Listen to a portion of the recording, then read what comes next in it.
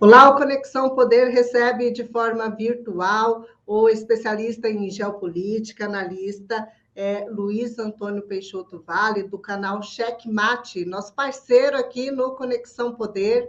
E hoje nós vamos conversar um pouco sobre a disputa pelo poder, o jogo do poder, o cenário aqui no Brasil, também a crise aí nos Estados Unidos e Europa, como é que isso pode afetar o nosso país. Bom, bem-vindo, professor. Muito bom poder contar com a sua entrevista, com os seus esclarecimentos nesse momento crucial aí para todos nós brasileiros. E, professor, me diga, estamos vivendo um jogo pelo poder no mundo? É isso? Olá, Márcia. Obrigado por estarmos juntos aqui. Agradeço a você, aqueles que nos ouvem e veem. Sim, é um grande jogo, Márcia. Nós vivemos um jogo uma disputa pelo poder, né? Então é até bem apropriado o nome do programa com o nosso tema, Conexão Poder. Bastante. O mundo, a partir da queda da União Soviética, ele se tornou um mundo unipolar. Os Estados Unidos emergiu, né? Já era a superpotência após a Segunda Guerra, e com a queda da União Soviética se tornou praticamente a única potência, superpotência hegemônica. Então, a partir do início da década de 90, nós vemos um mundo praticamente unipolar, onde os Estados Unidos diziam o que queria e todos se adaptavam a isso, tendo os Estados Unidos ali como um satélite à União Europeia. Muito bem, ao avançar da década de 90 e as duas décadas dos anos 2000, o que nós vimos? Vimos a China emergir como uma grande potência econômica, a Rússia se recuperando desse debacle da União Soviética, voltando a investir nas suas forças armadas, a Índia emergindo também como uma potência nuclear e uma potência espacial, e aí o jogo do poder começou a se tornar desconfortável, ou seja, esses países, Índia, Rússia, China e vários outros, começaram a querer o seu espaço no cenário mundial, né? E esse espaço, você sabe que poder, Márcia, não se pede, poder se toma.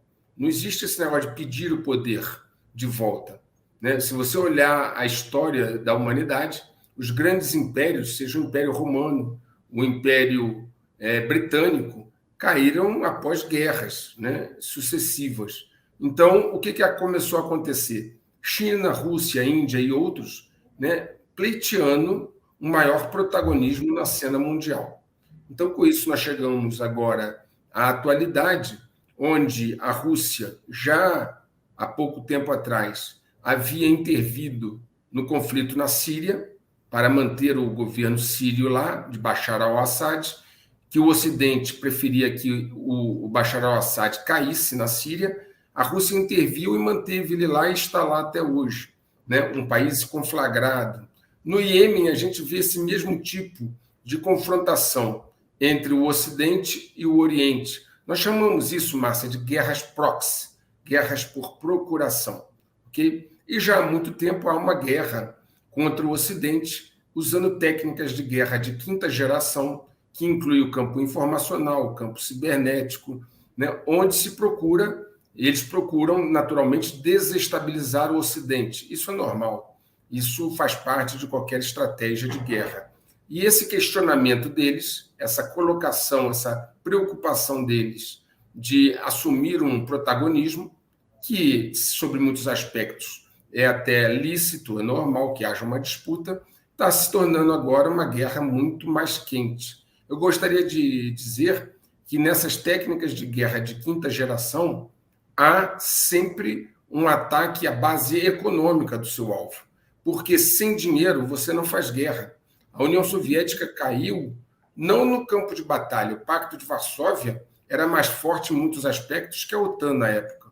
A União Soviética caiu por falta de capacidade de financiar suas forças armadas. Então, o que nós estamos vendo agora, Márcia, e os amigos que nos ouvem e veem? Nós estamos vendo um ataque ao Ocidente, que já começou, já tem 4 décadas e agora é o ápice, onde se solapa a base econômica do Ocidente. A Europa está vivendo, Estados Unidos, uma inflação brutal, estão vivendo já uma recessão nos Estados Unidos, já em 2 trimestres. Enfim, a ideia deles, que está seguindo uma agenda mundial de disputa de poder, é que o Ocidente seja aplicado sobre o Ocidente alguns princípios. Por exemplo, dividir para governar, colocar uns contra os outros, preto contra branco, rico contra pobre, hétero contra homo, porque você fragiliza um país ao colocar uns contra os outros. É uma técnica antiga, dividir para governar.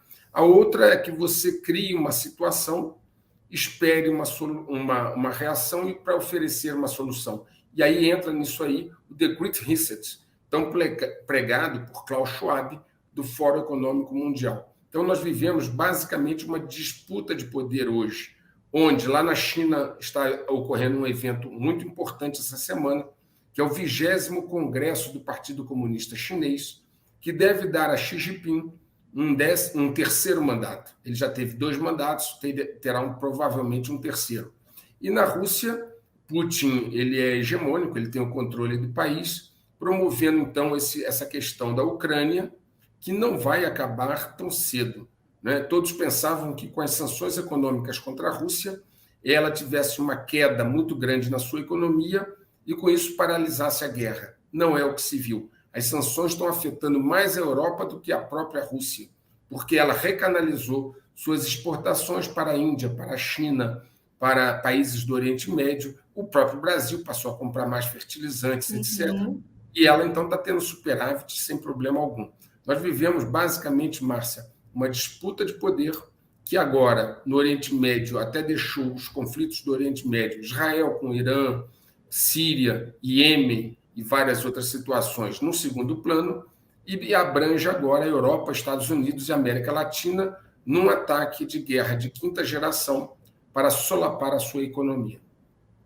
Bom, aqui a gente tem ouvido muito governantes comentarem que, a respeito da crise dos Estados Unidos e Europa, que isso vai chegar ao Brasil, que isso já estaria chegando ao Brasil, e que as consequências podem ser graves. Então, assim, o senhor nos explica, por favor, sobre nessa geopolítica e todo esse entendimento de como estamos agora, em que passo estamos agora, até onde isso pode chegar, de que forma que isso pode prejudicar o nosso país e até, né, como pode ser esse estrago, digamos assim.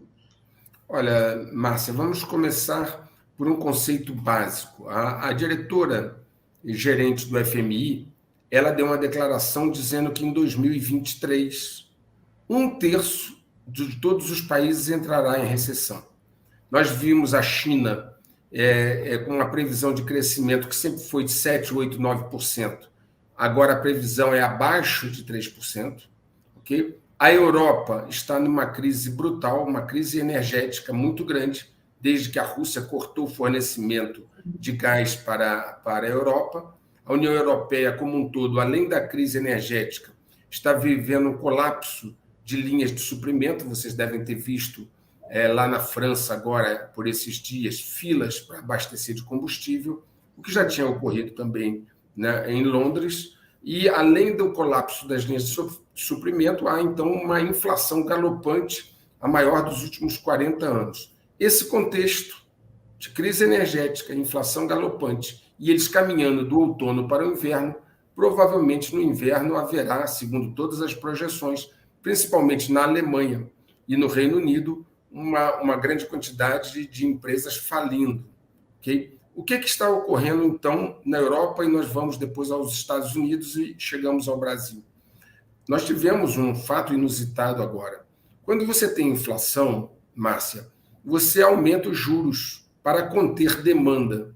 Okay? Uma demanda que já não estava lá essas coisas em função da crise, mas a identificação deles é de que o problema era a demanda.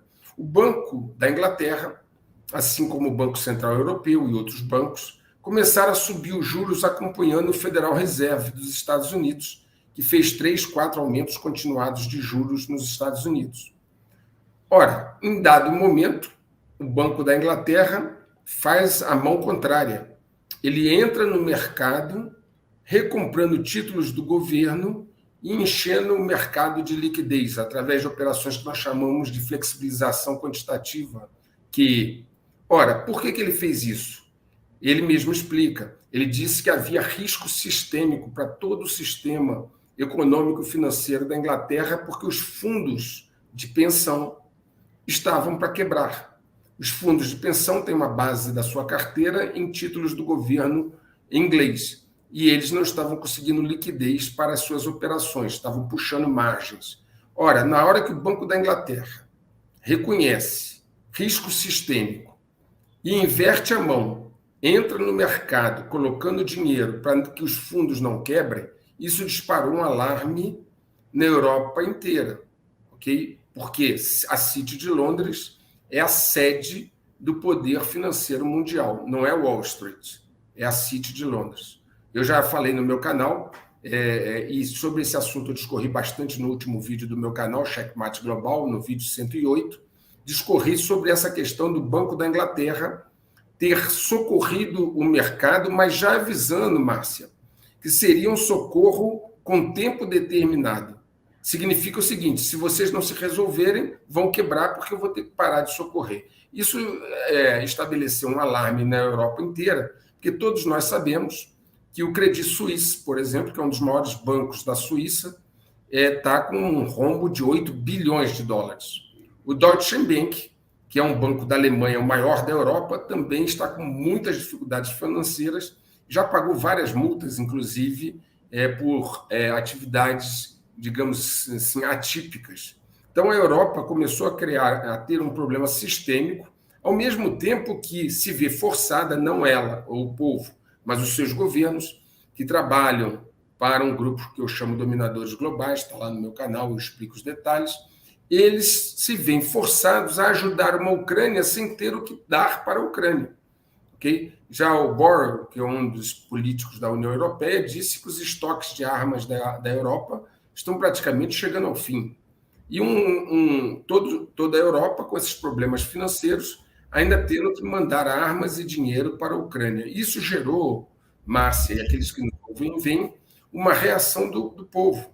O povo começou a votar na direita a fim de tirar esses governos progressistas que se alinham com essa agenda dos dominadores globais. Por exemplo, a Suécia teve votação parlamentar, onde a direita ganhou, né, e está agora indicando o primeiro-ministro. Na Itália, a direita ganhou também, né, está indicando o primeiro-ministro. Enfim, a Europa está numa situação grave, e vejam que nós não chegamos ainda no inverno, estamos no outono. Eles já estão economizando carvão, até lenha lá agora está sendo proibido de exportar lenha. Estão voltando, aquela agenda verde entrou na gaveta, porque a agenda verde é boa quando interessa e quando não interessa, ela vai para a gaveta. Estão reativando usinas nucleares, estão reativando usinas de carvão, né? E eles estão tendo que recorrer ao tipo de energia anterior. Se nós atravessarmos o Atlântico, vemos o mesmo cenário, Márcia. O que eu falei no início da conversa? Guerra de quinta geração, né? Com ataques no campo informacional, etc., visando o poder econômico. Estados Unidos, nós temos o Biden, que trabalha para os dominadores globais, que foi no meu canal, eu dou vários exemplos disso, inclusive cientistas americanos sendo cooptados pela China em grande quantidade, né? O Biden, hoje, nos Estados Unidos, você tem uma maior inflação dos últimos 40 anos, você tem o Federal Reserve aumentando juros, né, lá nos Estados Unidos para conter demanda, porque essa demanda gera uma inflação que pode se tornar uma estagflação, estagnação com inflação. Os Estados Unidos já teve 2 trimestres de recessão. O governo, por outro lado, está solapando a base da cultura americana ao distribuir cheques para o povo, e uma parte da força de trabalho não quer voltar a trabalhar. Na Califórnia, nós temos um outro exemplo, onde na Califórnia roubar até $950 não é crime. Então, o princípio da inviolabilidade da propriedade já foi embora.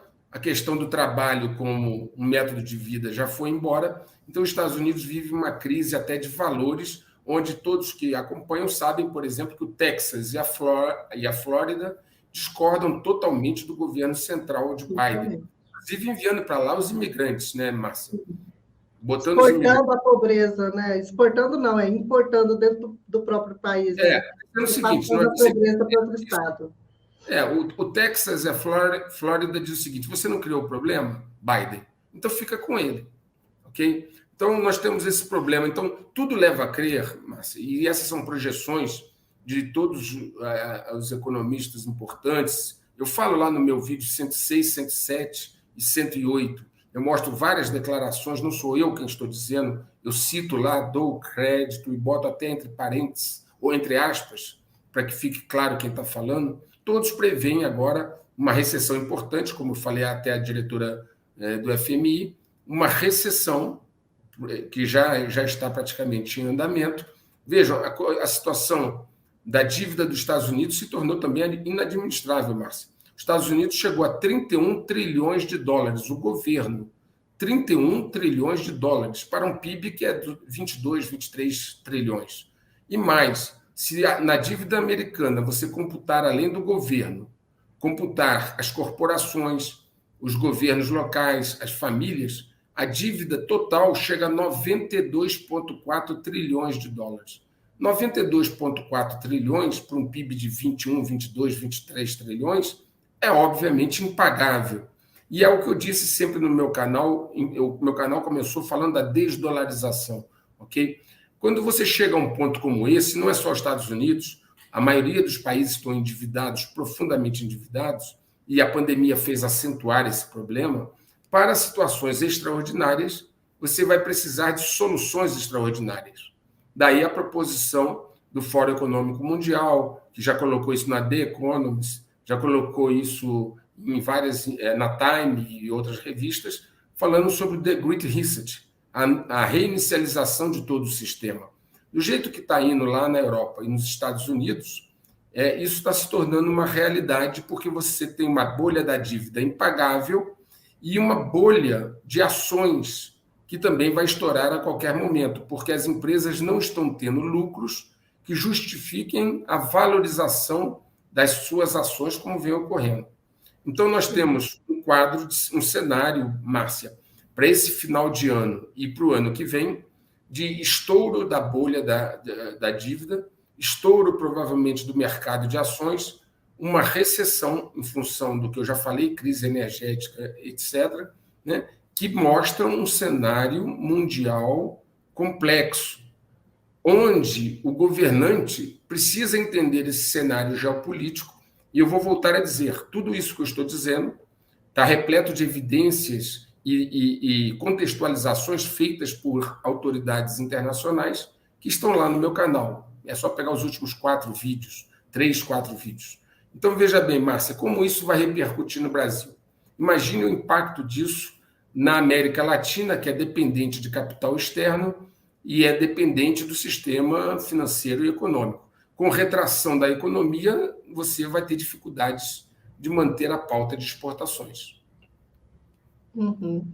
Aqui, né, nós estamos, o Brasil ainda tem conseguido se sair melhor aqui na América Latina com relação a vizinhos, outros países vizinhos, né?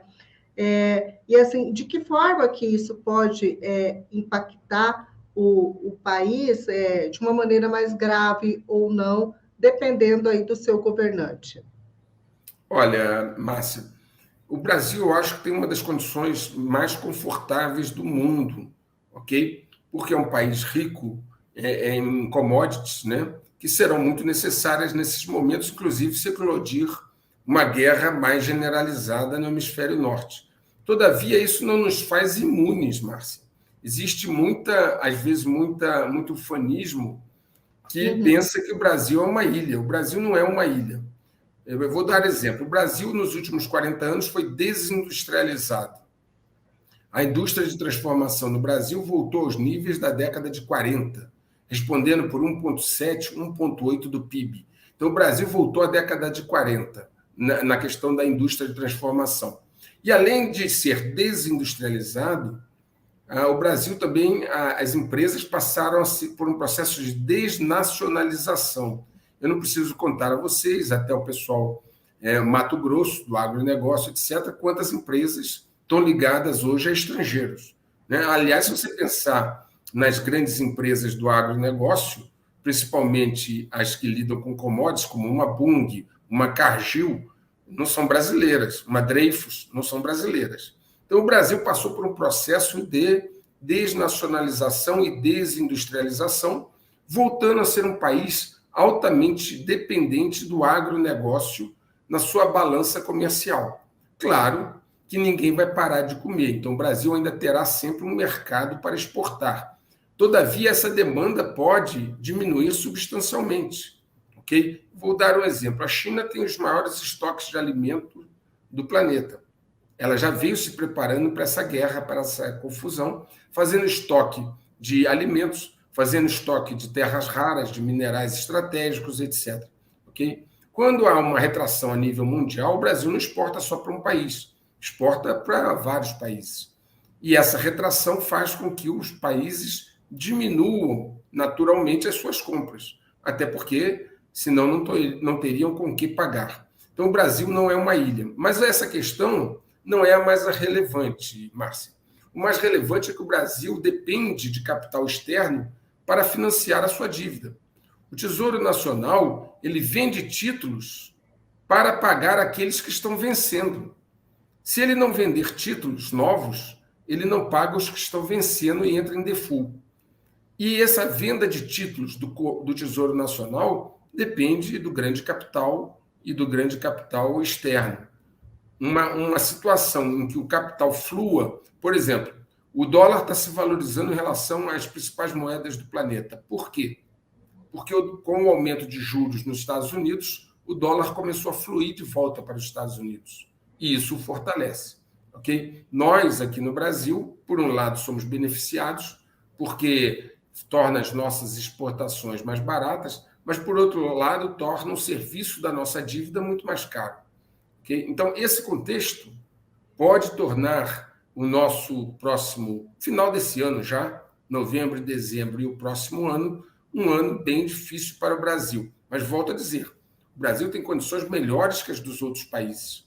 Mas isso não quer dizer que ele não será fortemente impactado, principalmente por uma reformulação do sistema financeiro internacional, que é premente, se diz que ela é inevitável, talvez questão de meses, talvez mais um ano no máximo, e por uma mudança do poder, do polo de poder. Vejam, por exemplo, os árabes, a Arábia Saudita, que sempre foi considerada um aliado de primeira hora dos Estados Unidos, porque os Estados Unidos sempre apoiou a Arábia Saudita. Hoje, a Arábia Saudita está se alinhando com Rússia e China. Inclusive, a OPEP, OPEP+, OPEP Plus, o nome que quiserem dar, a OPEP reduziu a produção de petróleo em 2 milhões de barris por dia, né? E isso prejudicou os Estados Unidos fortemente, porque isso torna o combustível nos Estados Unidos mais caro e prejudica o esforço do Biden de combater a inflação. Para vocês terem uma ideia de quanto isso prejudicou o governo Biden chegou a considerar essa redução de produção da OPEP, né, como um ato hostil. Ato hostil, gente, é quase uma declaração de guerra. Sendo que a OPEP tem quem lá dentro? Arábia Saudita e Rússia, controlando, e vários outros países menores. Então, nós estamos vendo, por exemplo, países como a Arábia Saudita e os árabes começando a se alinhar com os BRICS, se alinhar com a Rússia e com a China. E essa balança do poder mundial, as pessoas percebem o poder como ele flui e começam a fazer alinhamentos novos. Então, o final desse ano e o ano que vem serão estratégicos nessa definição do novo arcabouço, do novo desenho do poder mundial. Ou o Brasil entende isso, o governo brasileiro, e sabe se posicionar pragmaticamente, sem arroubos juvenis, sem questões ideológicas, ou ele vai ter dificuldade. Eu vou dar um exemplo, Márcia. Países não têm amigos, têm interesses, que isso é uma frase famosa de geopolítica. Quando a China precisou se desenvolver, ela procurou os Estados Unidos e o Japão, seus dois maiores inimigos. O Japão ocupou a China durante a Segunda Guerra Mundial, porque na época os Estados Unidos tinham o capital, o Japão tinha a tecnologia, né? E aí o sucessor de Mao Tse Tung percebeu que o negócio era ser pragmático. Ele tinha um ditado, Deng Xiaoping, né? Ele dizia assim, não importa a cor do gato, desde que ele casse os ratos. Então, nós latinos temos que aprender a parar com essas bobagens ideológicas, de paixonites, e sermos pragmáticos. Quem está me dando vantagens? Né? Quem, comercialmente, estrategicamente, com o qual eu posso ser melhor favorecido? A Índia fez assim. A Índia compra armas dos Estados Unidos e compra arma dos russos.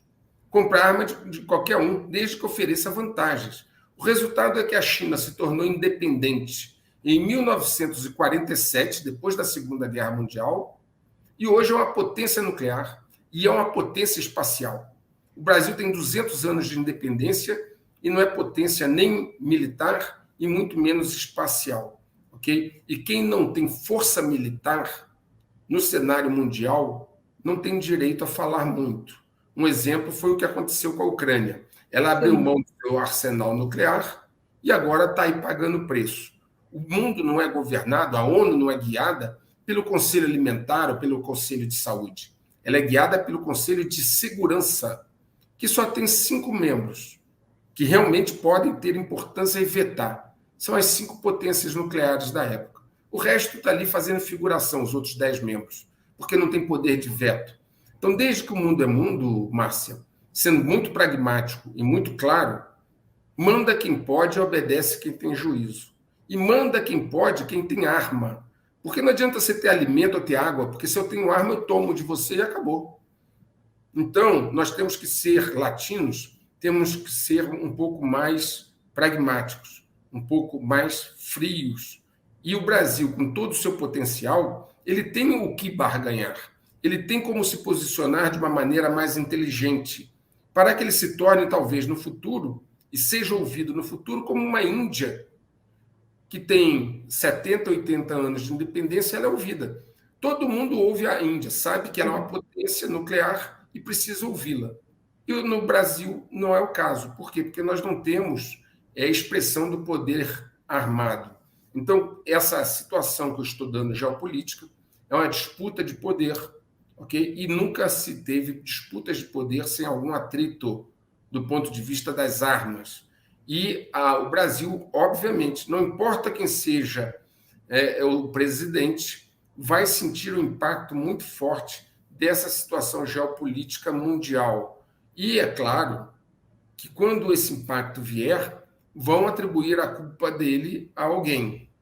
Vão procurar um culpado, porque sempre se busca um bode expiatório, não é? E aí o marketing vai funcionar, a máquina de propaganda vai funcionar para culpar alguém por uma provável crise que é fruto de uma agenda mundial, porque essa situação econômica nossa, ela não tem como perdurar diante de um cenário como esse que eu estou traçando. Pode ser amena, depende do que for feito, porque, volto a dizer, o Brasil tem condições invejáveis, mas dependendo da situação, como ela vier muito forte, essa recessão ou não, uma remodelação do sistema financeiro internacional completa ou não, né? Uma nova crise de guerra, essa crise da Ucrânia, por exemplo, se tornando mais expansiva na Europa, principalmente no leste europeu, ou não, são todos cenários e hipóteses. E em todos eles, o Brasil será impactado de uma maneira ou outra. E em todos eles, o impacto não será positivo. Agora, se esse impacto não positivo será profundo ou extenso, vai depender da forma como isso vai se dar. É o que eu chamo no meu canal checkmate global. A forma como o checkmate global vai se dar é que vai definir a intensidade e a extensão desse impacto no Brasil. Volto a dizer, não importa quem vai ser o presidente, porque qualquer um dos dois que for eleito, nós teremos um certo nível de conflito interno e esgarçamento do tecido social. Professor, e ainda daqui a pouco eu quero falar sobre sobre esse sentimento latino, mas agora eu gostaria de comentar aqui a respeito ainda desse jogo de poder mundial, né? Aqui no Brasil nós estamos aí numa polarização de direita e esquerda muito forte, né? Usando até ânimos exaltados aí entre eleitores e tudo mais. E fica a pergunta, né? A quem está ligado diante desse jogo de poder mundial? Com que grupos estão alinhados à direita? Que grupos estão alinhados à esquerda? Quem está representando quem nesse cenário de jogo mundial? Olha, Márcia, uma análise simples, né, é olhar os frutos. Pelos frutos se conhece a árvore. Ora, nesse momento, o governo Biden apoia governos de esquerda em toda a América Latina, e isso é expresso de uma maneira clara. Inclusive, o apoio do governo Biden ao candidato Lula aqui, ou ao presidente da Colômbia, ou ao presidente do Chile, ou seja, a governos de caráter de esquerda, o Biden é muito explícito em dizer o apoio dele. E aí nós vivemos um momento interessante, Márcia, onde o governo dos Estados Unidos, o Biden, apoia candidatos e presidentes de esquerda, enquanto a Rússia tem um laço e tem uma proximidade com o presidente Bolsonaro, que é de direita. Olha que coisa interessante. Estados Unidos apoiando a esquerda e a Rússia apoiando a direita, né? Então, isso está acontecendo porque o jogo pressupõe dois grupos, não tem nada a ver com países. Sim. Dominadores globais e resistência. Uhum. Esses dominadores globais são aqueles que englobam o grande poder econômico mundial, representado através de fundos de investimentos como o BlackRock, o Vanguard, o State Street, o FMR. Para se ter uma ideia, aqueles que ainda não saibam, um BlackRock administra na sua carteira de 12 a 15 trilhões de dólares. O Aladdin, que é o supercomputador do BlackRock, que administra carteiras também de outros fundos, administra 30 trilhões de dólares. 30 trilhões de dólares é muito mais que o PIB dos Estados Unidos e muito mais do que o PIB do segundo colocado e mais os 6, 7 seguintes. Não dá nem para comparar com o Brasil. Um único fundo de investimento. Então, o poder econômico deles é muito grande. E os dominadores globais, nessa disputa de poder que eu citei, eles têm interesse em diminuir a soberania dos países e levar esse poder que os países hoje têm para organizações internacionais, como o FMI, o Banco Mundial, a OMS, etc. Por quê? Porque na hora que você tira a autonomia dos países, eles não podem mais, por exemplo, colocar obstáculos ao livre fluxo do capital. Eles não vão poder mais taxar o capital. Eles não vão poder mais se opor a políticas globalistas. Por exemplo, nós tivemos ao longo desse ano, na OMS, a tentativa de aprovar na OMS uma diretriz onde a OMS poderia decretar estado de emergência mundial de saúde. E o país não poderia fazer praticamente nada desde que ela decretasse. Ainda bem foi votado e eles perderam, né, em grande parte com a ajuda dos países africanos, que foram contrários a essa situação que nós passamos da pandemia, e a OMS não recebeu essa delegação de poder. Então, os dominadores globais querem enfraquecer a soberania dos países, querem levar esse poder para as instituições multilaterais que eles controlam, e assim, naturalmente, eles angariarem muito mais poder. Do outro lado, o que eu chamo no canal resistência, engloba exatamente o inverso. Aqueles que querem liberdade, não querem imposições vindas de fora, né, são mais patriotas, etc. Eu estou resumindo, Márcia, porque eu sei que eu tenho pouco tempo, ok? Bom, hoje, então, a disputa do poder é entre esses dois grupos. Eu quero, mais uma vez, enfatizar a vocês o seguinte. No canal, eu não trato de ismos, capitalismo, socialismo, comunismo, ok? Por quê? Porque não importa qual é o ismo. Os dominadores globais apostam em todos. Querem um exemplo? Quem construiu a China comunista? Quem transferiu para a China comunista fábricas, know-how, mão de obra qualificada, tecnologia? Eu mostro lá no meu canal, nos meus vídeos, que até hoje as big techs, empresas americanas, colaboram com empresas chinesas ligadas ao exército chinês. Até hoje, universidades britânicas transferem conhecimento para o exército chinês.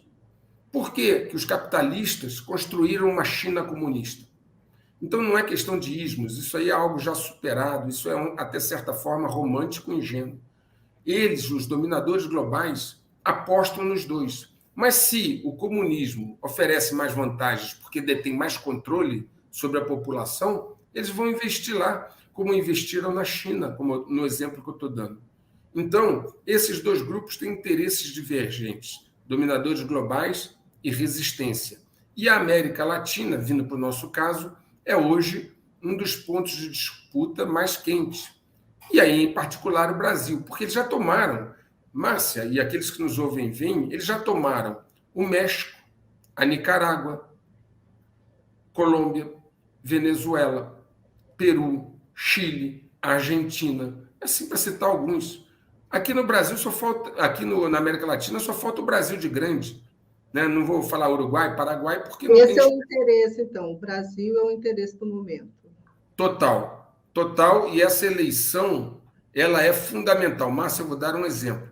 Na semana da eleição, que ia ocorrer no domingo, segunda, terça e quarta, o governo americano se manifestou pró-apuração, pró-ratificação do resultado da eleição, dizendo que não aceitaria contestação.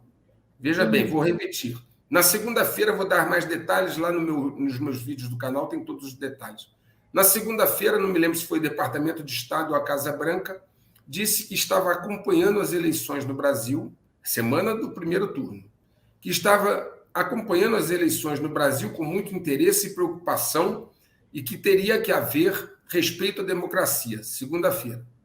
Na terça-feira, a Casa Branca vem, através do Jean-Pierre, lá, a porta-voz, e diz que eles estavam preocupados com violência no Brasil e que teria que se respeitar a democracia.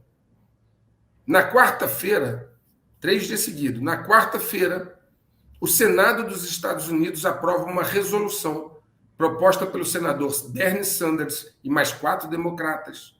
E nessa resolução dizia que o resultado da eleição tinha que ser respeitado, a democracia, etc., sob pena até de rompimento dos laços diplomáticos entre Estados Unidos e Brasil. Aí, na matéria da BBC, ela diz assim que o TSE divulgar o ganhador, lembre-se, nós estamos na quinta-feira, antes do domingo, a eleição do primeiro turno. Assim que o TSE divulgar o ganhador, haverá um reconhecimento imediato dele. Por parte de quem? Aí não está escrito, mas é óbvio. Estados Unidos e União Europeia. Se você juntar essas peças, você vê o seguinte: haveria uma eleição, o resultado seria divulgado naquela noite, um reconhecimento imediato dos Estados Unidos e da União Europeia quanto ao ganhador, e qualquer questionamento a isso seria considerado um atentado à democracia, ensejando o rompimento até de relações. Então, fica claro. Quer mais um exemplo dessa ingerência? Não me lembro se foi junho ou julho. O Lloyd Austin, secretário de Defesa dos Estados Unidos, veio ao Brasil para dizer para os militares brasileiros que eles tinham que ficar submissos ao poder civil, que eles não poderiam se envolver em política. O cara sai lá dos Estados Unidos, secretário de Defesa, vem ao Brasil e fala isso na cara dos militares brasileiros. Sabe quais são as reações que os brasileiros tiveram? Seja o governo, seja os militares? Nenhuma. Pois é, nós vimos isso. A questão professor, então, quando os representantes da direita colocam aí que há um plano de poder sobre a América Latina e que o Brasil está aí como principal alvo aí para ser atingido agora, já que estaríamos cercados já pelo domínio, né, dos outros países, eles não estão exagerando ou falando de uma conspiração que não existe, ou alguma coisa assim. Não. Existe o jogo do poder desde que o mundo é mundo, inclui planejamento.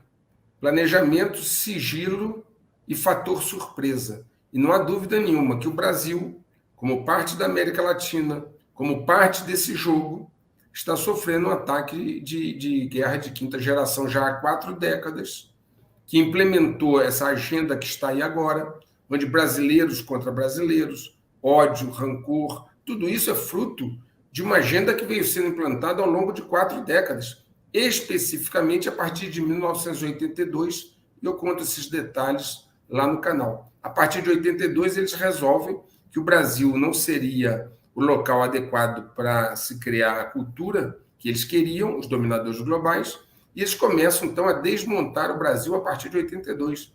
O Brasil chegou a ter a 6ª maior indústria de defesa do mundo. Então, nesse tempo, eles acabaram com a indústria de defesa, eles desmontaram as Forças Armadas, que passaram momentos dificílimos aí de incapacidade de investimento.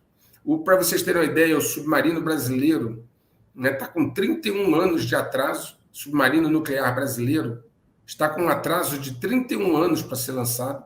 O Brasil não desenvolveu armas de dissuasão, o Brasil, na área de Forças Armadas, efetivamente andou para trás nesse período, se você considerar o crescimento da população e o tamanho do país. Aliás, o ex-comandante do Exército, Punjol, falou isso. Ele disse que, se você considerar o tamanho do nosso país e a população, o Brasil tem o menor exército do mundo. Tá aí, vocês podem procurar isso na internet, ok? Então, o Brasil foi, desde a indústria brasileira foi combatida, o país, a partir de 82, é desindustrializado, desnacionalizado, seu poder armado enfraquecido e a introdução de uma agenda, então, dividir para governar, jogando brasileiros contra brasileiros, num processo de radicalização que chegou agora a esse momento, onde essa fragmentação, Márcia, esse enfraquecimento do país, só atende a um interesse dos dominadores globais. Veja, até a nossa infraestrutura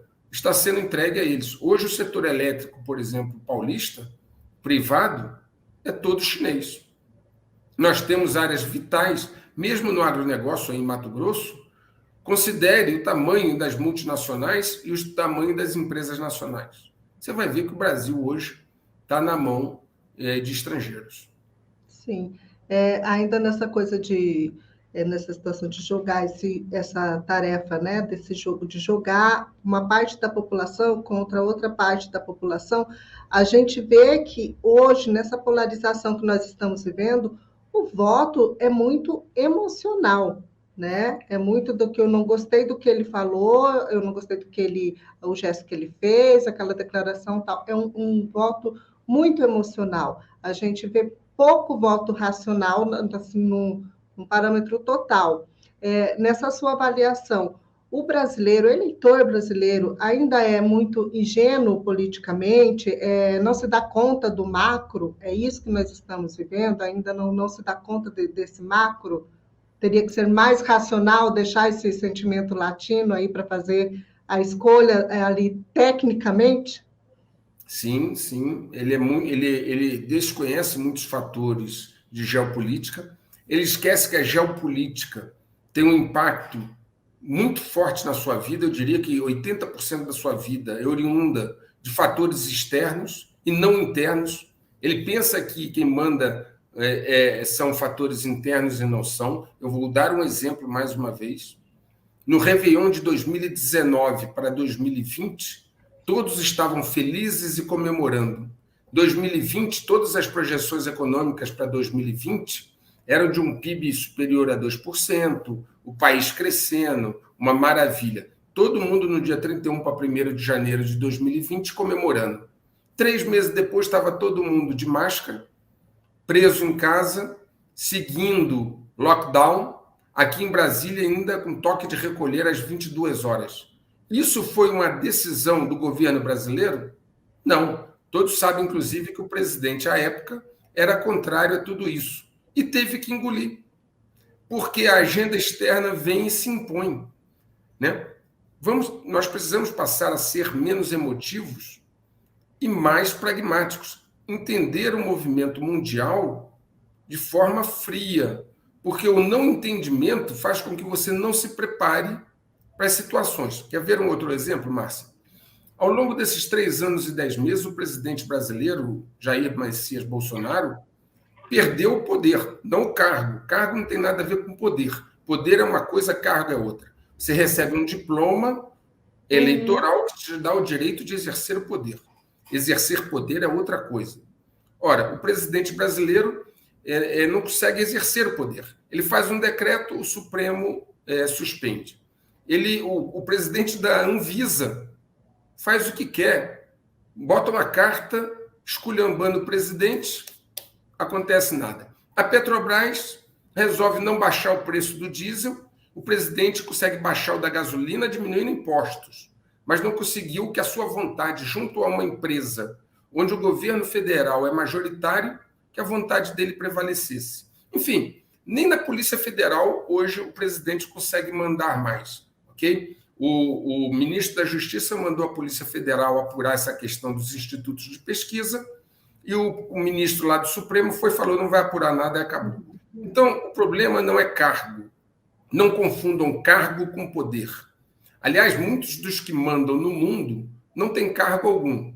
São o que se chama eminências pardas. É aquele cara que realmente tem o poder e chama o cara que representa ele lá no governo e fala, olha, faz assim ou assado. O que está acontecendo no Brasil? Ou pelos frutos se conhece a árvore. Se o nosso presidente perdeu o poder a ponto do poder ter migrado para o outro lado da Praça dos Três Poderes, o poder, obviamente, hoje é do judiciário, quem não vê isso, né? Nós temos aí exemplos aí no Mato Grosso, inclusive do presidente da ProSoja Brasil, que sofreu uma retaliação. Nós temos, aliás, exemplos no Brasil inteiro, né? Seja Daniel Silveira, seja Roberto Jefferson, Alan dos Santos, você pode escolher, ok? Bom, o poder migrou do Palácio do Planalto para o Supremo Tribunal Federal. Lá hoje é o poder, no judiciário. Se a sua estratégia fez você perder o poder, significa que essa estratégia não pode ser boa. Mas é óbvio, não é? Se o resultado não foi bom, a estratégia é ruim. Então, o que eu estou dizendo é o seguinte, não adianta nada, e Deus queira que o presidente seja reeleito, mas não vai surtir o efeito necessário se ele continuar com a mesma estratégia. Com a mesma estratégia, nós vamos ver mais 4 anos de sofrimentos e humilhações como ele tem passado. Ele precisa mudar a estratégia. Ele precisa entender o que é exercício de poder, que é diferente de ocupar um cargo. Ele precisa entender como essas coisas funcionam aqui em Brasília. Eu moro em Brasília. Okay? Se ele não entender isso, e eu não estou falando de corromper pessoas, não. Estou falando de entender de poder. Porque não adianta ele chegar agora lá no Supremo ou no Judiciário, onde quer que seja, falar assim, devolve o meu poder, por favor. Veja, Márcia, eu falei no início. E, aliás, vocês têm depoimentos disso. Poder não se pede, se toma. A Rússia e a China não estão pedindo para os Estados Unidos devolver o poder. Estão tomando. Ok? Só para a gente aproveitar esse gancho aí, eu sei que a gente já está ultrapassando o nosso tempo, mas só para a gente aproveitar esse gancho, professor, nessa questão aí do poder não se pede, ele se toma, né? Nós podemos viver um caso aí de não se ganhar o governo, mas se tomar o poder e um risco, digamos assim, de, como é que eu posso dizer, de exploração da nação ou escravização da nação, alguma coisa assim? Olha, Márcia, e aqueles que nos ouvem e veem, qualquer um dos dois que for eleito, nós teremos um conflito social. Todos os cenários projetados levam a isso. Nós não sabemos ainda a intensidade nem a extensão, porque qualquer conflito você sabe como começa, mas não sabe como acaba. Vejam os exemplos mundiais, seja a Revolução Francesa, a Revolução Bolchevique, a Guerra Civil Americana, você sabe como começa. Veja bem, se o presidente atual for reeleito, os seus oponentes não vão devolver o poder e nem vão abrir mão do que já conquistaram. Conflito. Se o seu oponente for eleito, o senhor Luiz Inácio, ele vai implementar a agenda muito mais fortemente, até porque ele já tem parte do poder que já foi tomado.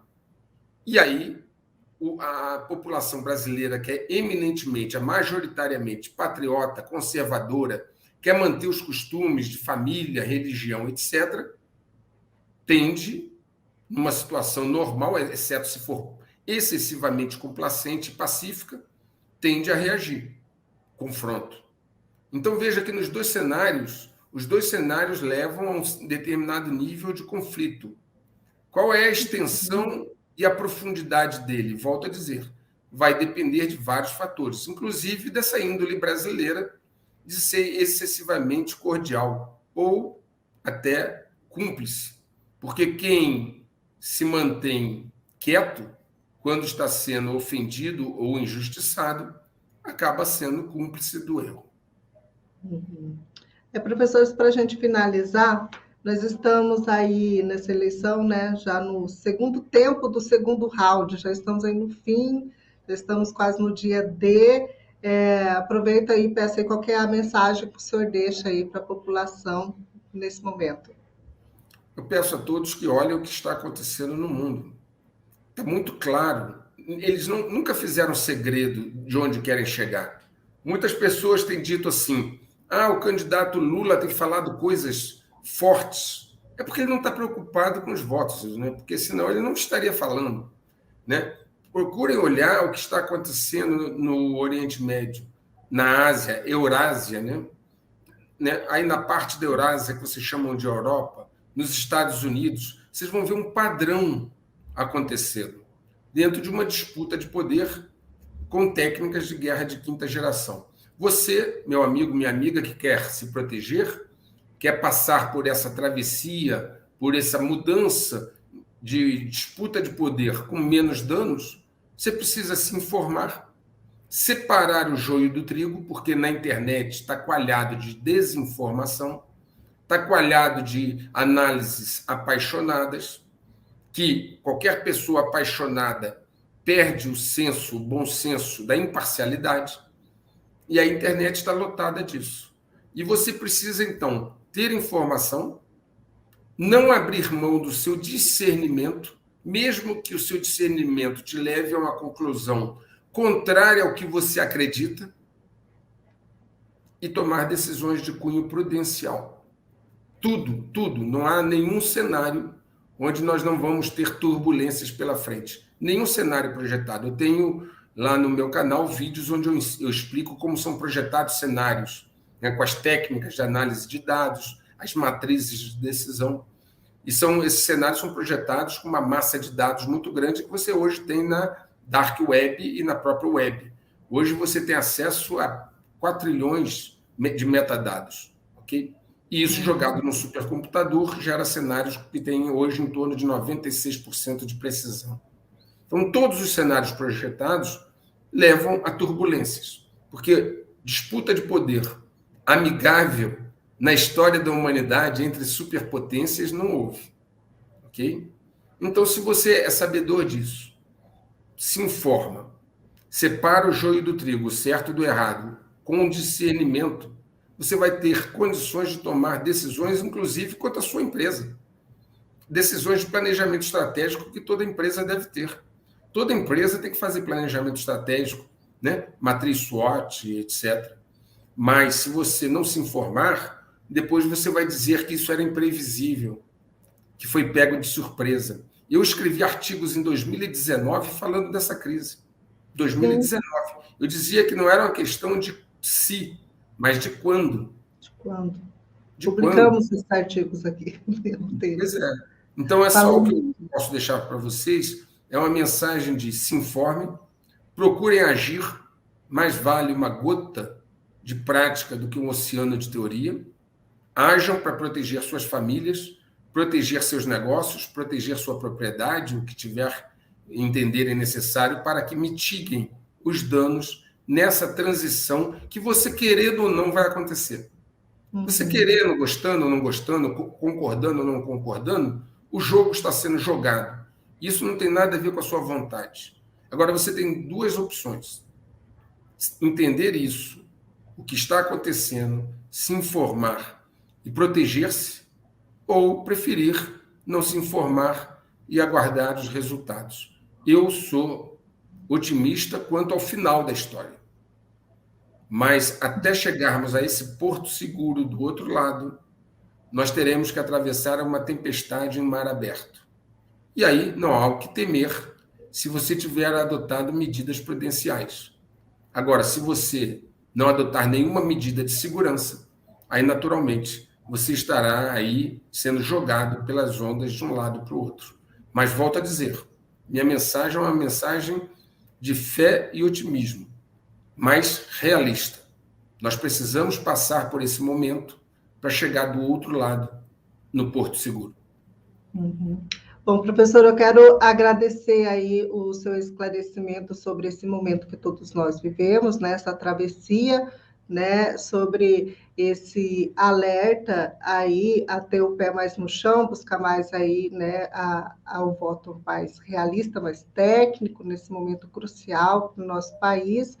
E fica aí, né, a dica, quem acompanhou nossa entrevista e queira repassar essas informações para outras pessoas que não têm essas informações, não têm esse conhecimento.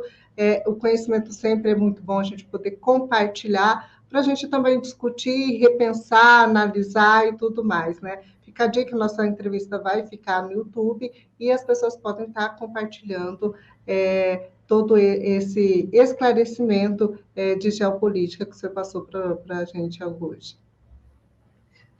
Quero agradecer mais uma vez a todo mundo que nos acompanhou. E, professor, a gente continua falando, temos aí mais alguns dias, né, tensos, e logo mais nós fazemos aqui uma outra entrevista para ver como é que ficou, como é que vai ficar, quais são aí as tendências, né, levando para esse checkmate global que o senhor sempre coloca aí. Obrigado, Márcio, estou à disposição. Tá certo, até mais.